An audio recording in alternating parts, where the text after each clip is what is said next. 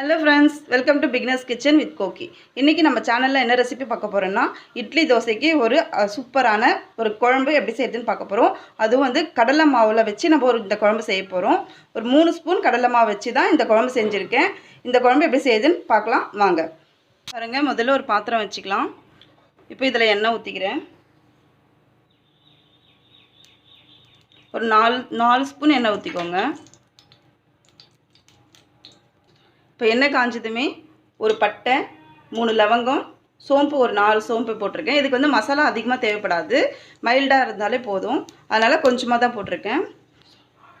இப்போது இதிலே வெங்காயமும் பச்சை மிளகாய் ஆட் பண்ணிடுறேன்.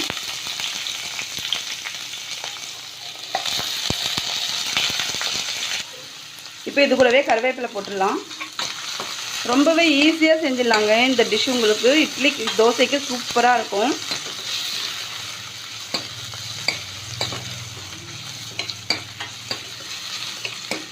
இது கூடவே கொஞ்சம் கல்லுப்பு ஆட் பண்ணிடுறேன். சீக்கிரமாக வதங்கிடும். இது வதங்கினதுமே இஞ்சி பூண்டு பேஸ்ட் ஆட் பண்ணிடலாம். இப்போ இதில் ஒரு அரை ஸ்பூன் வந்து இஞ்சி பூண்டு பேஸ்ட் ஆட் பண்ணுறேன்.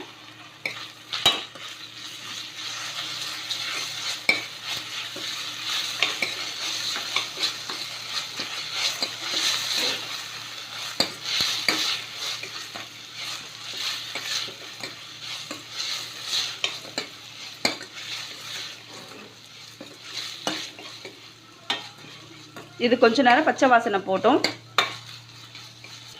இந்த சமயத்தில் நான் தக்காளி ஆட் பண்ணுறேன்.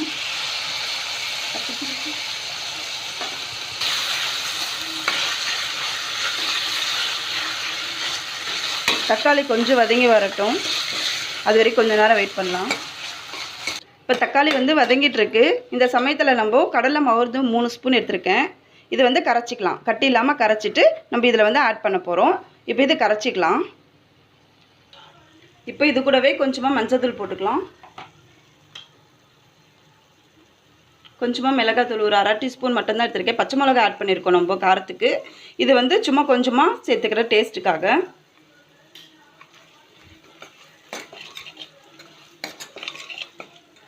இது கொஞ்சம் பச்சை வாடை போட்டோம். அதுக்குள்ளே நம்ம கரைச்சி வச்ச கடலை மாவு இதில் ஆட் பண்ணிடலாம். அதுக்கப்புறம் இப்போ பாருங்கள், நான் கடலை மாவு வந்து கரைச்சி வச்சுருக்கேன். இப்போ இது கூடவே இதை ஆட் பண்ணிடலாம். இந்த சமயத்தில் வந்து நீங்கள் தீ குறைச்சி வச்சுக்கோங்க.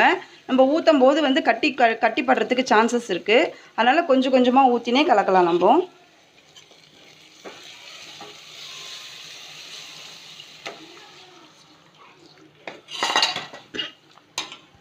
இப்போது தேவையான அளவுக்கு தண்ணி ஊற்றிக்கலாம். இதிலவே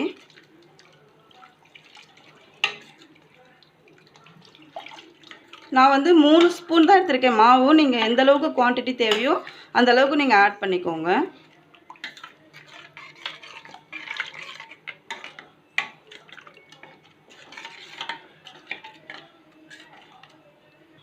இது வந்து கொதிக்க கொதிக்க உங்களுக்கு திக்னஸ் அதிகமாகிடும். அதனால தான் தண்ணி நிறைய ஆட் பண்ணிக்கோங்கன்னு சொல்கிறது. நீங்கள் 3 ஸ்பூன் எடுத்ததுக்கே பாருங்கள் இந்த அளவுக்கு வந்திருக்கு உங்களுக்கு. இப்போ இது கொஞ்சம் நேரம் கொதிக்கட்டும், அது வரைக்கும் வெயிட் பண்ணலாம். பாருங்கள், இப்போயும் உங்களுக்கு நல்ல திக்னஸ் வந்துருச்சு. கடலை மாவுன்றதுனால அது திக்னஸ் வந்துடும். நீங்கள் வந்து இப்போ அடி பிடிச்சிரும். கலக்கிக்கிட்டே இருங்க. பாருங்கள், நல்லா ஒரு 10 நிமிஷமாக கொதிக்க விடுங்க. அப்போ தான் அந்த கடலை மாவோட பச்சை வாசனை போகும். இப்போ ஒரு 10 நிமிஷம் கொதித்து வந்திருக்கு. பாருங்கள், நல்லா திக்னஸ் வந்திருக்கு. இந்த சமயத்தில் நம்ம கொத்தமல்லி தழை தூவிடலாம். இந்த குழம்பு ரொம்பவே டேஸ்டியாக இருக்கும். நீங்கள் ஒரு வாட்டி செஞ்சு பாருங்கள், திரும்ப திரும்ப செய்வேங்க கண்டிப்பாக.